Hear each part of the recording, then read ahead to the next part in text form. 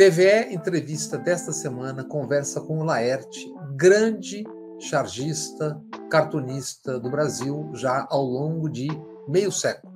É personagem e tema de estudos numa universidade na Nova Inglaterra, nos Estados Unidos.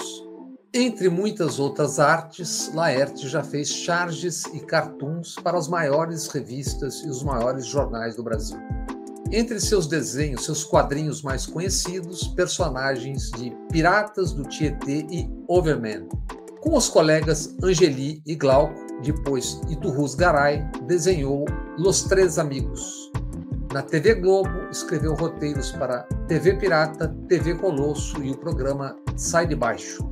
Não apenas no discurso, também na prática, Laerte é defensora dos direitos humanos. É cofundadora, por exemplo, da Associação Brasileira de Transgêneros, a ABRAT.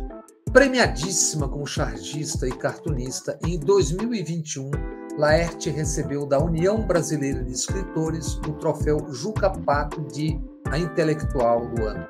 Laerte Coutinho, prazer em recebê-la aqui na TVE. Comecemos do começo. Você tem 70 anos, nasceu em São Paulo. O que faziam seus pais? Como começa a sua história? Meus pais eram um casal de classe média paulista, os dois formados na USP. Eles se conheceram na USP, inclusive. E minha mãe formou-se em biologia, meu pai em biologia, mas na área de ciência, de geociência.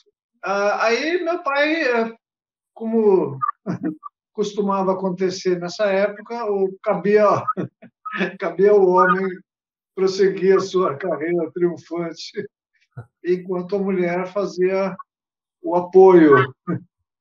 Ela engravidou logo do meu irmão, e depois vim eu, e depois veio minha irmã. Então, ela ficou por conta disso, assim, durante a vida toda. Ela não retomou a atividade científica. Do ponto de vista formal, escolar, acadêmico, qual foi a sua formação, até onde foi?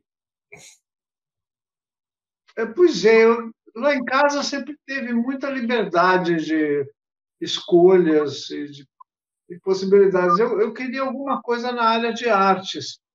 Eu tinha feito um curso livre de desenho e pintura, que envolveu teatro também, e isso foi revolucionário para mim. Eu quis... Foi na FAAP. Na FAAP, naquela época, não tinha faculdade. Isso foi no final dos anos 70. Não tinha faculdade, eles tinham esse curso, que era um curso livre.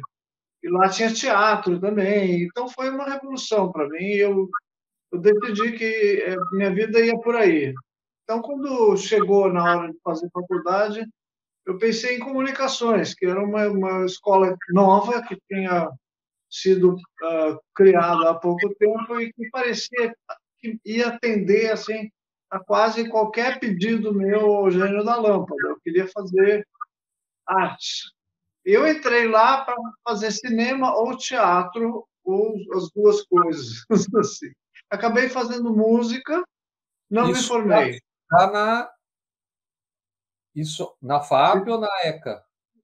Não, isso na ECA. A FAAP não tinha faculdade. A única faculdade que eles abriram depois, logo foi engenharia, não tinha nada a ver com artes. Não era comunicação e artes na USP, né? Daí eu entrei em comunicações, chamava-se comunicações culturais naquela época. Depois é que passou-se a chamar comunicações e artes. O fato é que eu entrei lá para fazer cinema ou teatro e acabei decidindo por música depois, e depois larguei música e fui trabalhar. Fui fazer estágio na revista Banas. Banas? Era uma revista de economia, cujo editor-geral era o Quartim Barbosa. Quartim Barbosa tinha conversado com o Paulo Marcum e com a Dileia Frati, que eram estagiários lá, e que estavam na ECA ainda, nessa época. E eles falaram para o Quartim de uma pessoa que desenhava, fazia desenhos de humor, que era eu. E o Quartim quis conhecer para eventual trabalhos e eu fui lá, comecei minha vida profissional lá. Aí E eu como... tranquei você trancou, faculdade. você trancou a ECA. Eu tranquei a ECA, na verdade eu não tranquei, eu fui jubilada depois de um tempo. Daí eu comecei a vida profissional como jornalista, na função de ilustração. Depois eu entrei de novo na USP, na mesma ECA, para fazer jornalismo, mas também não terminei, não. Não terminei nada. E com que idade você começou a desenhar? Desenhar, sim, na Desenhar. vida, eu não É, sei, 4 ou 5 anos. É a idade que todo mundo desenha. Toda e, criança desenha quando. mas, É só você dar sentindo, um lápis no papel. mas sentindo-se já profissional, eu digo, ou a caminho disso, foi mais ou menos em que época isso? Profissional mesmo foi, sei lá, semana passada. Eu, não- eu comecei, eu vim desenhando assim, eu meio sem pensar na vida, assim. Eu fui construindo uma profissão quase de maneira espontânea, assim. Uhum. É claro que eu me preocupo com as coisas, é claro que principalmente quando tem coisas para pagar e responsabilidades, escambau a quatro, eu sei que eu estou num mundo como esse, e eu sei que o significado e o lugar de trabalho, salário, essas coisas todas. O boleto Mas, chega. sim, pois é, mas a verdade é que o meu trabalho ele é muito parecido com qualquer coisa que eu estaria fazendo, mesmo que eu não precisasse trabalhar. Uhum. Eu gosto disso e é o que eu estaria fazendo mesmo. O fato de eu estar vivendo dessa atividade é uma coisa meio sui generis, né? Nos anos 70, eu sei que temos amigos comuns que você já estava no Salão de Piracicaba, o Salão do Humor de Piracicaba, que está fazendo 50 anos, o ano que vem, se eu não me engano, o Salão Internacional do Humor de Piracicaba, né? É verdade, é verdade. É isso, em 23, 2023. isso. E ali você conviveu com muita gente dessa coisa gráfica, do desenho, do cartoon, né? Quem ali foi importante, seja de que forma for para você, na formação ou no caminho da vida mesmo? Bom, o salão em si foi importante, porque o salão em si não era só um momento de resistência à ditadura e assim, principalmente à censura, porque o que ia para o salão eram coisas que, em geral, não saíam nos jornais e nas revistas. Ele era também um momento de encontro pessoal dos profissionais e das profissionais dessa área. Foi onde eu conheci pessoalmente meus ídolos e meus mestres, como o Ziraldo, o Jaguar, Fortuna. Foi onde eu conheci a maior parte dos colegas e gente de outros estados, porque naquela época, pré-internet, pré-xerox, Veríssimo, pré-fax, Luiz Fernando, pré-qualquer coisa. Hã? Luiz Fernando Veríssimo também. Veríssimo. Pois é, naquela época, para a gente se encontrar, um gaúcho com um cearense, com um pernambucano e um mato-grossense, para a gente se encontrar era um problema muito sério. O salão funcionou como um agregador. As pessoas que eram selecionadas tinham passagem para ir. E, normalmente, cartunista sempre foi meio duro, assim, né? Então a gente tinha essa oportunidade de se encontrar e foi aí que nasceram várias entidades que foram importantes para a gente, como por exemplo a AGRAF, que era a Associação de Artistas Gráficos e Fotógrafos, como por exemplo uma associação também de quadrinistas que a gente fundou. A nossa inserção no movimento brasileiro, assim, profissional e democrático, se deu muito por causa de salões, momentos como o Salão de Piracicaba. Quando você começou a desenhar, eu não digo profissionalmente nesse sentido, mas a desenhar com mais constância, a sua formação como leitor normal tinha gibi também? Já vinha dos quadrinhos também? Ou E era ficção que você lia mais? O que era? Como é que foi o caminho? Eu sempre li muita coisa, porque em casa tinha muita coisa para ler. Os meus pais sempre mantiveram prateleiras absolutamente cheias e vivas, assim. Então tinha desde as clássicas enciclopédias até coleções de autores, como Monteiro Lobato, como Humberto de Campos, como tinha eu tinha Proust. Eu nunca li Proust. Outro dia que eu fiquei pensando, eu podia ter aproveitado a pandemia para ler Em Busca do Tempo Perdido, que eu E, ti- nunca li. e tinha Não gibi? li. Tinha O gibi, quadrinho? gibi era controlado, assim, tinha, mas não era. A gente É, não tinha montanhas de gibis. sei O como é. gibi era considerado uma coisa meio assim, subliteratura. Mas não era proibido. A gente só tinha uma ração semanal. Então, tinha o dia da semana que a gente podia ir na banca, e não tinha banca muito perto de casa, não. A gente morava lá no Alto de Pinheiros, aquilo parecia uma cidade do interior, não tinha nada.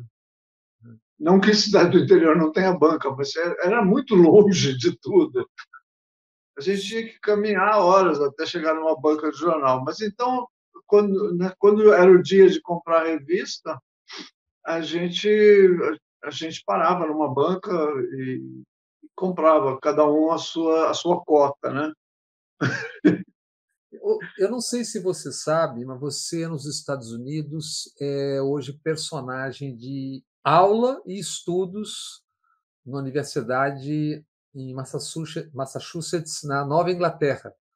Eu até vou ler aqui, mais precisamente na cadeira de Estudos Brasileiros. O professor que é visitante lá, que é um professor da Federal Fluminense, é o Benjamin Picado. No seu caso, ele trabalha especificamente sobre o que ele chama de o fim da piada. Aí eu vou ler aqui umas palavras dele que eu conversei com ele essa semana. Não tem mais o humor centrado no personagem, não tem mais o humor centrado no personagem fixo. E ele cita seu cartoon, por exemplo, Piratas do Tietê, que para quem não é do ramo, né? Como e qual é a dimensão desse humor, segundo o enunciado, não centrado nos personagens, especificamente na piada pura ali?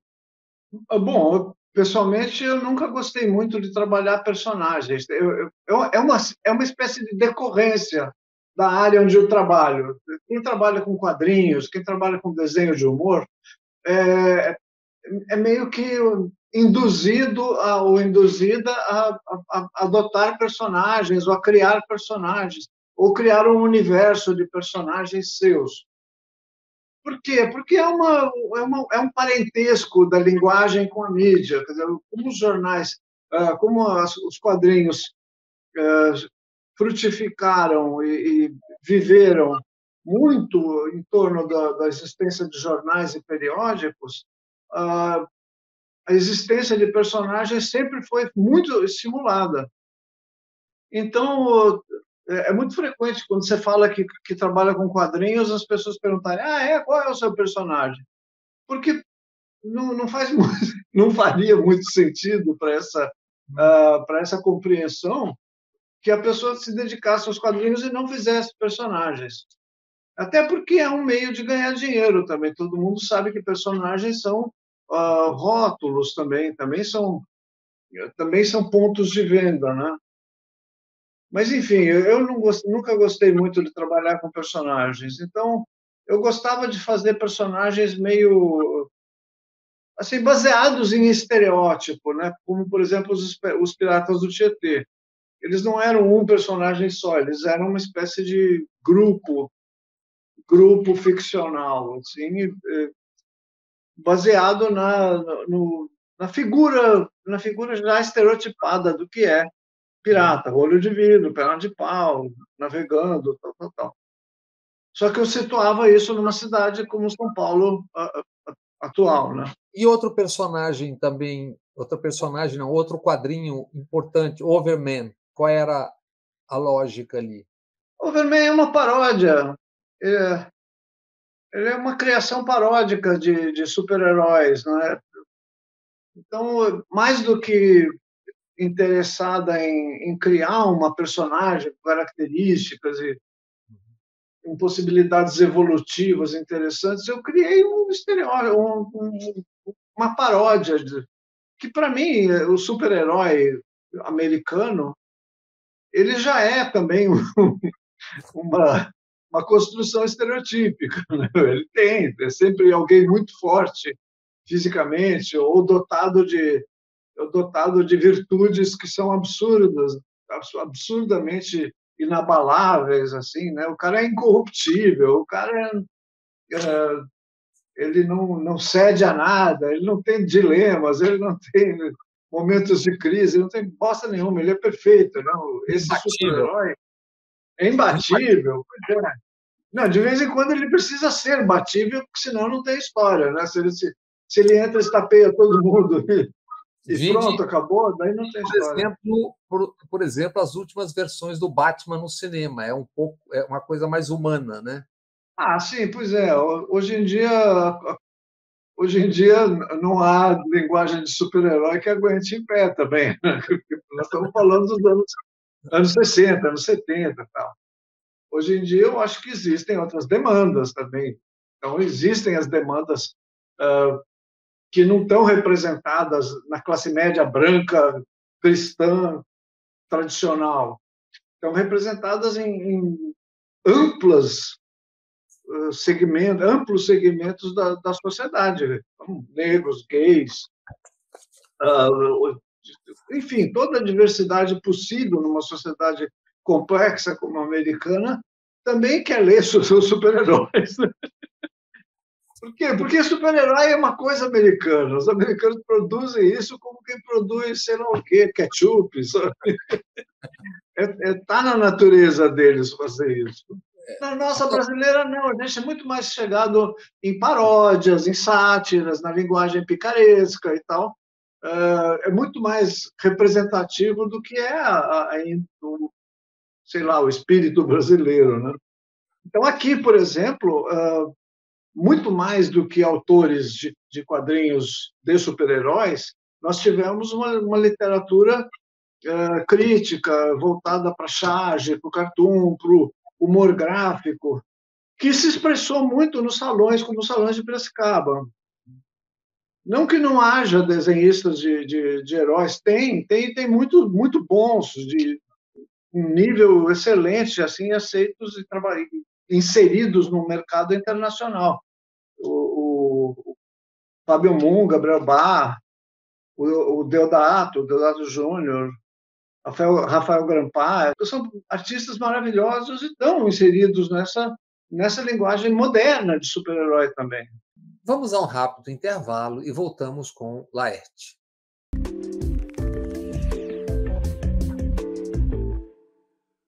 TVE Entrevista hoje conversa com Laerte, vencedora do troféu Juca Pato de Intelectual do Ano em 2021. O professor Benjamin disse que vai lançar um livro, está escrevendo um livro, vai lançar nos Estados Unidos até.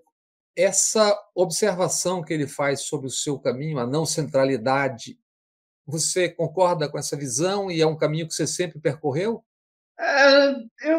Por várias vezes, eu tentei fechar em personagens assim, porque eu meio que tentei de tudo. Eu não tenho uma firmeza ideológica que os super-heróis americanos têm. Eu vario muito. Não tem tem camisa de força. Pois é. Não tinha uma música do Adoniran Barbosa que falava que de relógio para relógio as horas variam? Eu vareio muito. Aliás, eu não consegui nunca entrar pessoalmente nos Estados Unidos, mas o meu trabalho está lá. Veja você que coisa interessante. Você nunca Os conseguiu caras entrar? não me deram visto. Ah, é? Por quê? Eu já tentei, daí eles começaram a carimbar e marcar o meu passaporte com caneta, assim, sabe? Marcando o meu passaporte. Assim, esse não pode! E qual seria o motivo, você sabe, não? Aí eu não sei, porque o consulado americano, para mim, é uma espécie de oráculo de Delfos. Você não sabe como é que as pessoas chegam à conclusão que você é digno ou não de entrar na morada deles, mas dizei uma só palavra e minha alma terá salva.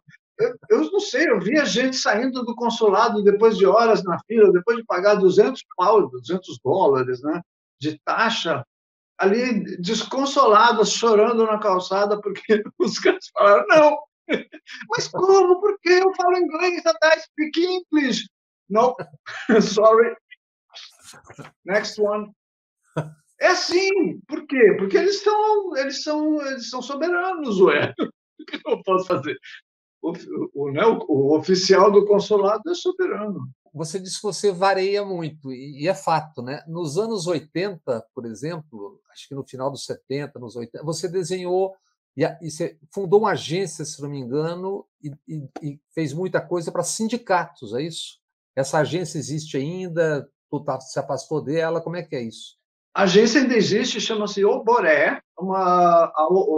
Essa palavra é tupi-guarani, e quem trouxe essa palavra foi o Sérgio Gomes, meu querido amigo Sérgio, que até hoje, não só amigo até hoje, como até hoje ele trabalha, ele é a Oboré, né? A Alboré já não é mais o que nós fundamos, que era uma agência de jornalistas interessados em promover e eu preferi, como eu chamei, aumentar o espaço do jornalismo nas entidades sindicais. A gente achava que as entidades sindicais contratavam e valorizavam o trabalho do médico, o trabalho do advogado, o trabalho não sei o quê, porque havia um sentido disso no, na proposta do sindicalismo até aquele momento. O que o sindicalismo passou a perceber é que a valorização do jornalismo e da assessoria de campanhas, dessa mão, como chama, que ajuda na hora da campanha, que pode trabalhar a eficiência da publicidade sindical, da propaganda sindical, a nossa intenção era justamente que os sindicatos percebessem isso e fizessem também dos jornalistas e dos assessores de campanha uma mão de obra que pudesse ser utilizada, né? Que pudesse ser empregada. E eu acho que deu certo, porque não só por causa do Alboré, lógico, muita gente naquela época se interessou por esse caminho e por essa possibilidade. A gente começou principalmente por causa de uma proposta do Lula, a ideia de fazer esse grupo de pessoas que atenderiam vários sindicatos de forma mais personalizada veio do Lula. Ele sugeriu isso para a gente. Ali, início dos 80? Final dos anos 70. Foi quando pintaram aquelas greves do ABC, 78, 79, né? 77, 78, 79. E aí a gente fundou essa empresa, o Boré, para fazer exatamente esse tipo de atividade. E eu trabalhei para muitos sindicatos, porque a gente era uma agência e que produzia o material. Naquela época era comum jornalistas que se empenhavam em fazer jornais sindicais para vários sindicatos. Só que era um jornalista fazendo para vários sindicatos. Então, ficava primeiro os sindicatos com semelhanças formais muito grandes. Depois, como chama, o mergulho do profissional nessas categorias todas era necessariamente mais raso, porque ele era uma pessoa só. Então, o que a gente fez com a existência dessa equipe foi justamente a possibilidade de haver vários editores para vários sindicatos diferentes. E aí a gente fez jornais, desde metalúrgicos lá da Mancha do ABC, mas também de São Paulo, médicos, aeroviários, químicos, trabalhadores da indústria do plástico. A gente fez para sempre centenas de sindicatos. Eu acho que foi uma experiência muito importante para mim. E nos seus amplos vareios, você também trabalhou como roteirista de programas de humor na TV Globo, salvo engano, TV Pirata, TV Colosso e também no começo, acho que no Sai de Baixo, é isso? Essa de baixo eu fiquei 5 anos, acho que foi o lugar onde eu mais fiquei, mais tempo eu fiquei. Na TV Pirata, bom, a TV Pirata também não durou tanto tempo assim, né? Acho que foram 2 ou 3 anos. TV Colosso também, acho que foi uns 2 ou 3 anos. E Sai de Baixo não, Sai de Baixo durou pelo menos 5 anos, que eu me lembro. E ainda variando, depois na TV Brasil, você fez o Transando com Laerte no canal Brasil, né? Foi divertido, acabou por Isso conta foi própria, meio uma, né? foi uma aventura meio louca, assim, porque, não sei, eu fico meio bem sem graça tanto de ter feito essas coisas como de dizer que me senti mal fazendo. Por quê? Porque não é muito a minha praia, Bob. Eu me sentia estranha ali, sabe, apresentando como uma entrevistadora, como se eu fosse realmente uma entrevistadora. A minha, eu só me sentia relaxada e à vontade para fazer as conversas com gente que era já minha conhecida, gente que eu conhecia, que de alguma forma já tinha conversado, que eram amigos, assim, com quem eu estaria conversando, mesmo que a gente não tivesse ali. Então, essas entrevistas acabaram, eu acho que saindo melhor. Não sei porque eu também não assisti. Você não se assiste nunca quando você faz uma coisa? Não, eu nunca assisti o que eu faço na TV. Nem TV Colosso, nem TV Pirata, nem Sai de Baixo e nem Transando com... Mas isso Dizer que eu não assisti é sim. exagero. Eu vi uma tomada ou outra, eu dei uma conferida, mas não, eu não fui uma autoespectadora, assim. Mas por que autocrítica excessiva ou Eu não sei, Bob, eu estou trabalhando isso na análise já tem anos. Não sei, você gosta de ficar te vendo assim? Não. não, engraçado, você sempre parece que você vai ver depois, né? Não, depois eu vejo, depois eu vejo, depois eu vejo, e você nunca está vendo, né? Não dá tempo. É, claro, no primeiro porque não dá tempo, porque a sua presença em vídeos e programas videáveis assim é muito grande. Eu acho que você tem uma presença marcante pela sua fala, pelo modo como você pronuncia a fala, pelo modo, pela certeza e assertividade daquilo que você fala e pelas mãozinhas. As mãozinhas mezzo-baianas, mezzo-italianas. Falando em psicanálise, etc, etc. Por volta de 2010, se eu não me engano, estou lendo aqui minhas anotações, você revelou que enfrentava uma profunda crise pessoal e profissional, insatisfeita mesmo com a elogiadíssima e premiada produção dos 40 anos até então de carreira, né? Você sentia a necessidade de se reinventar, li e ouvi isso em algum lugar. Como você superou aquele momento, se é que superou, está superando, é sempre um eterno fazer, né? E voltou a ter satisfação com o trabalhos amplos. O que é que você fez ali? Qual foi a virada da chave ali?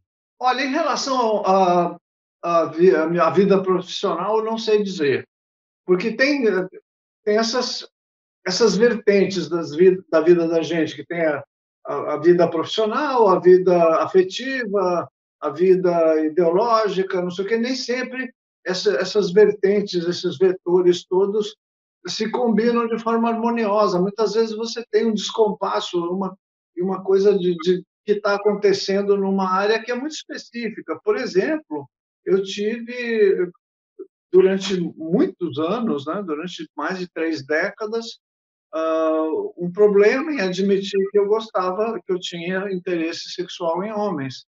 Uhum. Demorei muito para isso, e eu sofri muito com isso e fiz pessoas sofrerem, pessoas com quem eu me relacionava também. Você era Então, casado, teve filhos. Você era casado é, com... eu casei 3 vezes, não tô casada mais, e tive 3 filhos. Mas estava tudo muito caindo aos pedaços, assim, sabe? Eu não tinha um equilíbrio afetivo para lidar com essas pessoas todas e viver tranquilamente esse afeto, que é um afeto importantíssimo nas pessoas, né? A vida familiar. Eu vejo na vida das amigas que eu tenho o quão importante é afeto e apoio das suas famílias, quando existe, quando é possível, né? O fato é que eu estava assim numa bagunça total e para mim ter reconhecido esse desejo e aceitado viver com ele foi revolucionário. A partir daí, muita coisa estava também se transformando, porque esse tipo de mudança nunca se dá numa área só, né?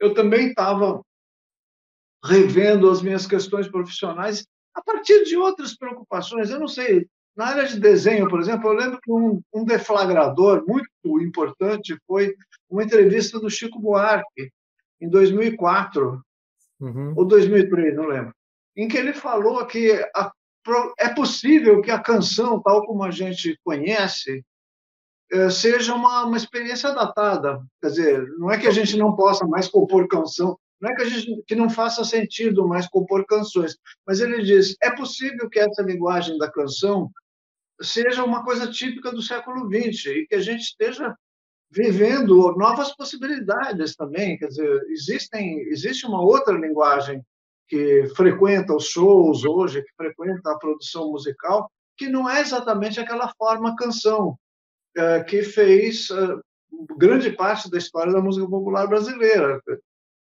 Tom Jobim, o próprio Chico Buarque, Caetano, não sei o quê. Então, ele falou, esse século que se inicia aí, né, no século XXI, nos traz o rap, nos traz movimentos O hip hop e tudo. de hip hop, de coisas assim. E eu pensei, isso também faz sentido do ponto de vista do meu trabalho. O cartoon, tal como a gente cultivou no século XX, o cartoon que teve presente no Salão de Piracicaba, no Salão do Piauí, nos salões de Niterói, em todos os salões que a gente frequentava, esse cartoon, esse humor gráfico cartoonzado, essa charge, ela pode também ter um local na história que, que historicamente já se cumpriu. Não é que não faça sentido fazer mais isso, mas a gente pode estar lidando agora com grafite nos muros, com a tatuagem nas peles, a gente pode estar lidando com linguagens que os jovens e o povo brasileiro estão achando, estão encontrando com novas maneiras. Eu não tinha nem pensado na internet ainda, mas é verdade, é isso também, a internet. A linguagem dos memes, a linguagem tudo que envolve, de alguma forma, os elementos constitutivos do humor gráfico e da linguagem do humor de um modo geral, estão presentes por aí em formulações que são já diferentes do cartoon e da história em quadrinho.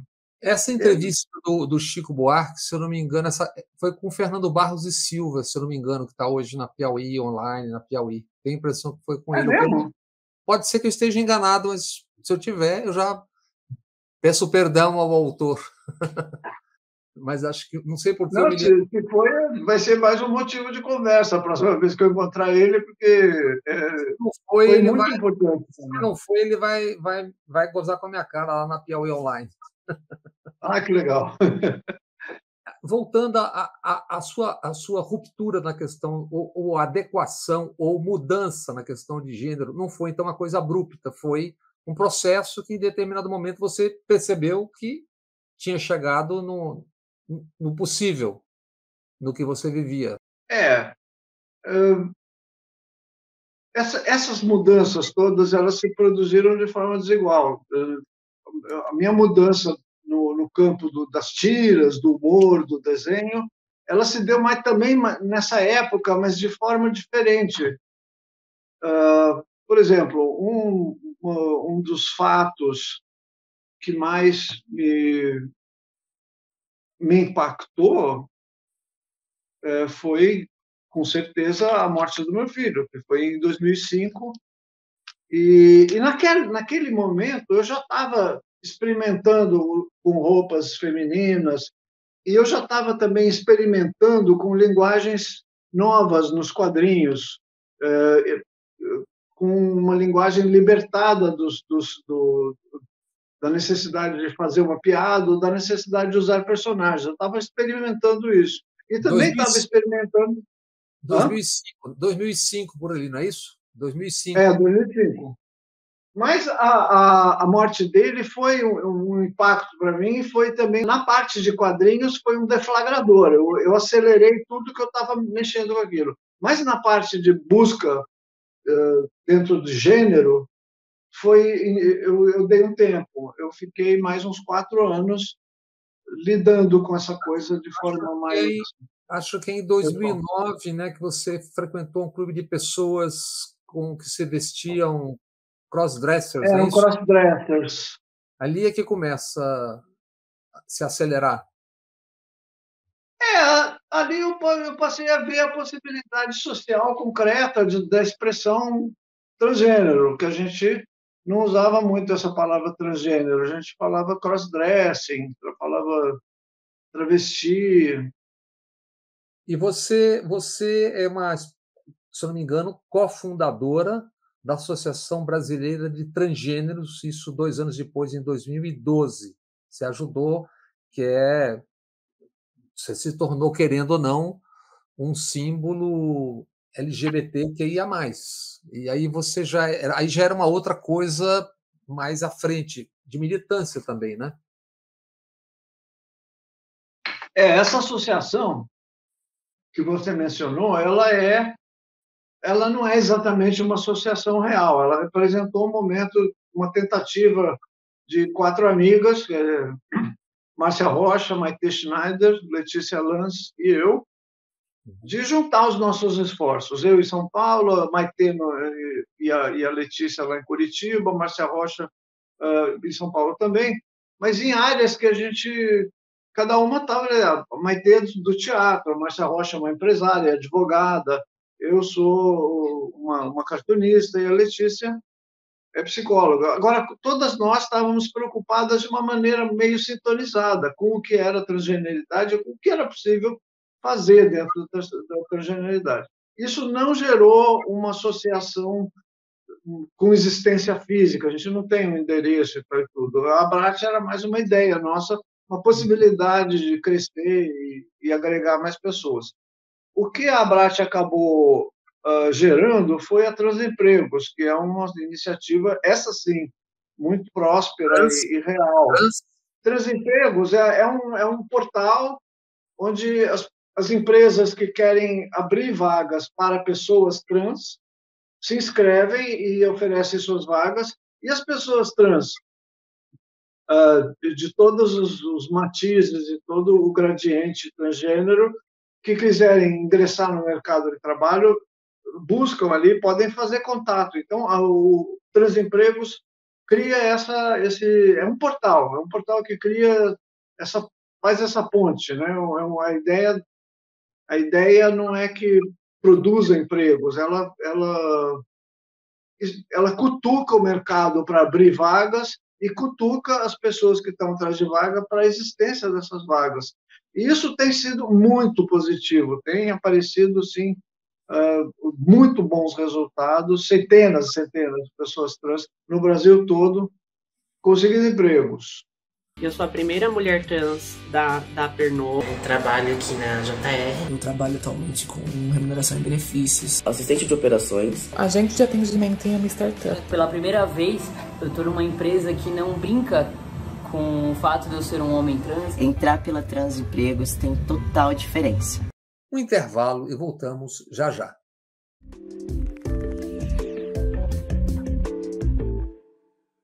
E de volta à nossa conversa com Laerte.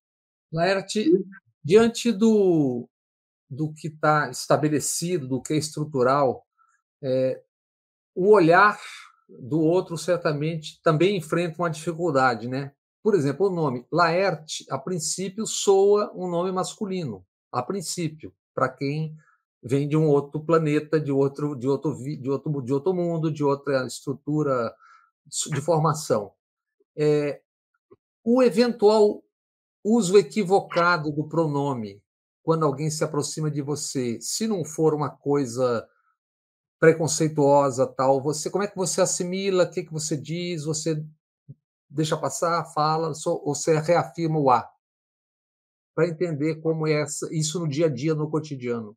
No meu caso pessoal, eu passei 50 anos da minha vida, mais até, né? Uhum. Sendo conhecida e fazendo força para ser conhecida como um homem que produzia cartoons, que produzia história em quadrinhos. Independente da orientação sexual, o meu gênero era masculino e não estava em discussão. Então, eu passei muito tempo, a maior parte da minha vida pública e o conhecimento que as pessoas têm de mim é como alguém do sexo masculino e do gênero masculino também. Então, eu não me aborreço muito, porque eu sei que as pessoas estão cedendo a um conhecimento histórico que elas têm de mim. Eu sou responsável por isso também. E muitas vezes esses enganos, equívocos na área do uso do pronome, eles vêm embebidos em afeto, em carinho. As pessoas estão querendo manifestar o seu apoio, o seu apreço, o quanto elas curtem o meu trabalho, tá, e tudo. Então, se eu virar e falar, não, é ela, viu? Olha, eu sinto que eu estou sendo meio grosseiro, Uhum. mas enfim, eu entendo perfeitamente também a necessidade da pessoa de ser reconhecida como alguém do gênero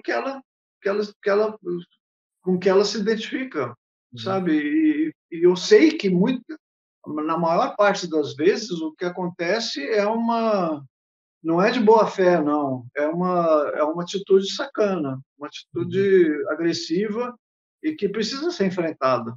Mudando um pouco agora, tem gente que vê o seu trabalho, algumas coisas do seu trabalho, marcadamente como premonitórias. E nós vamos mostrar isso aqui durante a entrevista, três cartoons, três quadrinhos, né?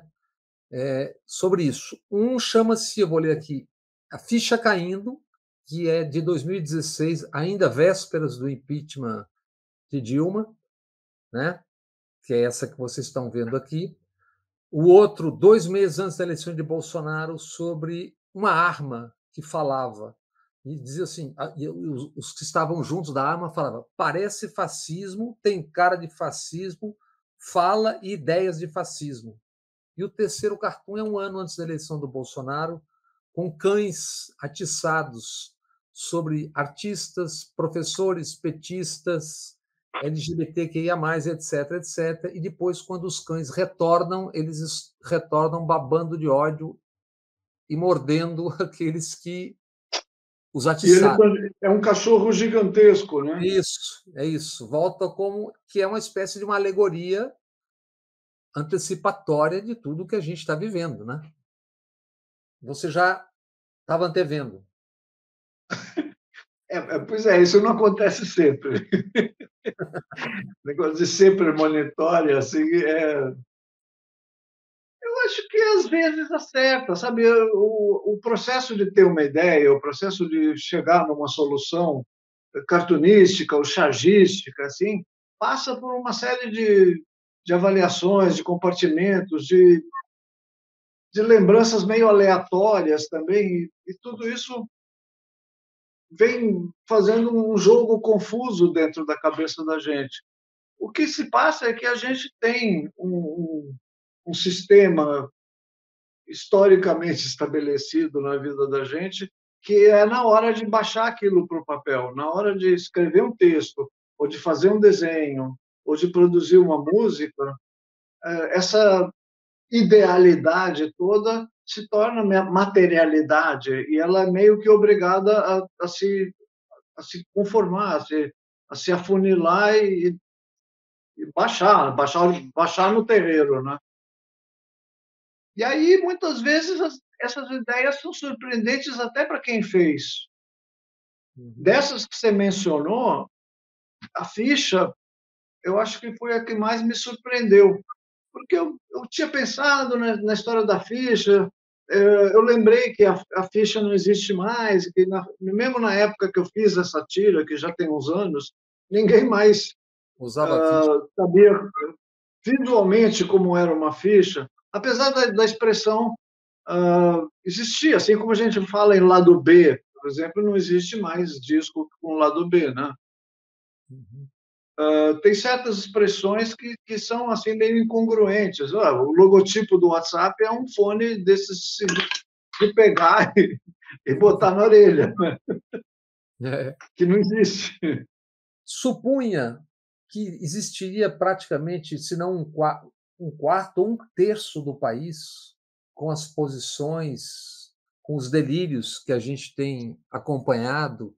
No último dia 31 de março, por exemplo, deste ano, uma ordem do dia do ministro da Defesa, que por acaso ou não por acaso deve ser o candidato a vice do Bolsonaro, dizendo que a revolução, ou seja, o golpe de 64, ajudou a consolidar a democracia. Você imaginava que a gente ainda viveria esse tipo de coisa? Na verdade, os caras são o poder de novo. Tem todas as estatais na mão, 6 mil empregos, e estão avançando. É uma boa pergunta. Em relação ao Exército em si, eu sei que, sim, eu imagino. O Exército tem uma estrutura que é fortemente baseada em posições meio. Não tem muito trânsito de ideias lá. Quer dizer, a ideia de um exército como um momento de geração de ideias, de discussão, ela também, de alguma forma, ela frequenta as esperanças de gente ligada às igrejas, por exemplo. As igrejas já foram celeiro de ideias e celeiro de movimentação. Então, acabando de ler alguma coisa sobre Pernambuco, em 1800 e não sei quanto, foram padres. Teve uma revolução lá que ficou conhecida como Revolução dos Padres. Eles chegaram a instituir um governo provisório, tal, em 1800 e não sei quanto. Agora, de um modo geral, a igreja acabou se solidificando em torno de posições conservadoras e meio imutáveis. E o exército, eu acho que se fossilizando, né? Se fossilizando. Pois é. O exército ainda está na Guerra Fria. Mais ainda. Guerra Fria, comunismo, aquela bobajada toda ainda naquilo, né? Agora, o que me surpreendeu mesmo e ainda surpreende é a parcela da população que é capaz de responder positivamente a esse tipo de ideia ou de colocação. Isso sim me deixa surpresa e um pouco assustada também, porque a gente está lidando com gente que elegeu o Bolsonaro, né? Bolsonaro. Nós não estamos falando de uma pessoa assim vagamente reacionária, nós estamos falando do Bolsonaro. Aquilo. Aquilo. Ele é. Hã? Aquilo. Que ele é aquilo. E ele nunca escondeu que é aquilo. Ele não tem nada a oferecer. As pessoas votaram numa entidade que não tem nada a oferecer, não faz questão de ter nada para oferecer, pelo contrário, faz questão de dizer que veio para destruir, sabe? É assustador. Eu acho isso muito assustador. Olha, para não dizer que não falei das flores, minhas queridas flores, mas de flores, você consegue, o que você consegue ver de positivo, uma coisa legal do governo Bolsonaro? Você consegue fazer esse exercício? Não, acho que não. É porque também não dá para separar. Mesmo, vamos dizer que tivesse uma medida que ele tomou que protege, sei lá o quê. Não tem. Mas vamos dizer que tivesse. De qualquer maneira, tudo está harmonicamente ligado e está tramado dessa forma, que é o governo Bolsonaro. É um governo que não tem projeto, que veio para atender os interesses mais baixos desse grupo que apoia ele, né? que é A basicamente... gata tá chiando? Tem uma hora que ela bota a boca no mundo. Já que ela está na tela, qual é o nome?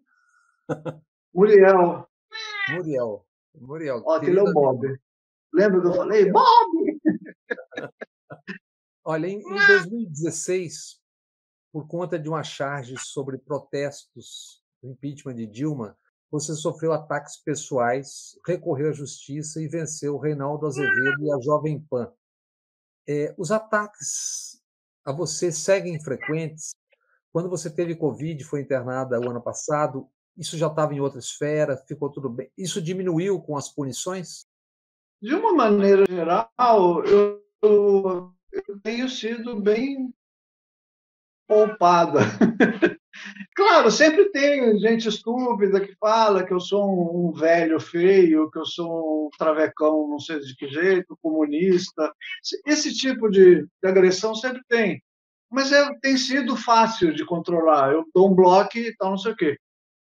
Quando é um caso de uma agressão pública, que nem a que foi depois daquela charge e tal e tudo, eu me reuni com as minhas amigas, a Márcia, principalmente, o Paulo Iotti, e resolvemos abrir uma ação, um processo.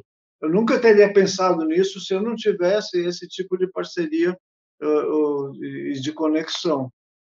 E deu certo, ganhamos. E agora, de um modo geral, eu não tenho sofrido muito ataque, não, sabe? Eu tenho sido bem... O que me faz pensar, será que eu sou tão importante assim? Olha, uma última questão de um tema que eu tenho como assim caro, importante, eu acho que nós não estamos atentos como deveríamos estar no Brasil, é a questão dos agrotóxicos. Você presta, você consegue ter tempo de prestar atenção nisso, dessa coisa inacreditável, que é um extermínio de gerações lentamente acontecendo na água, no alimento, e se faz de conta que não existe, porque tem um negócio lá que diz que o agro é pop e a barca vai andando. Eu acho que é mais uma das coisas chocantes que estão acontecendo no Brasil, com o agravante que não é de hoje. Né? O governo Bolsonaro meio que radicalizou um processo de agressão ao meio ambiente, de estabelecimento de regras desumanas, né, em relação que já vem de outros governos também. Não é, E não é nem... de agora, não, isso já tem muito tempo que está vindo. Sim, o Brasil sempre foi uma terra de controles frouxos. Agora, o pouco controle frouxo que existia, o Bolsonaro está fazendo questão de destruir, isso é verdade. Agora, essa questão do agrotóxico é de derrubar mesmo. Por acaso, eu fiz uma charge na Folha, ou duas charges na Folha, mencionando essa coisa de agrotóxico e tudo. Mas eu sei, é dificílimo. É dificílimo fazer disso um tema caro à população. Né? É difícil você conseguir que o povo brasileiro preste atenção nisso como um negócio realmente assustador, assim, como um efeito pandemia, vai pegar todo mundo. Mas ainda num tempo em que a imprensa está muito descapitalizada, as mídias de uma maneira geral, e a publicidade é importante e é muito bem paga nesse setor.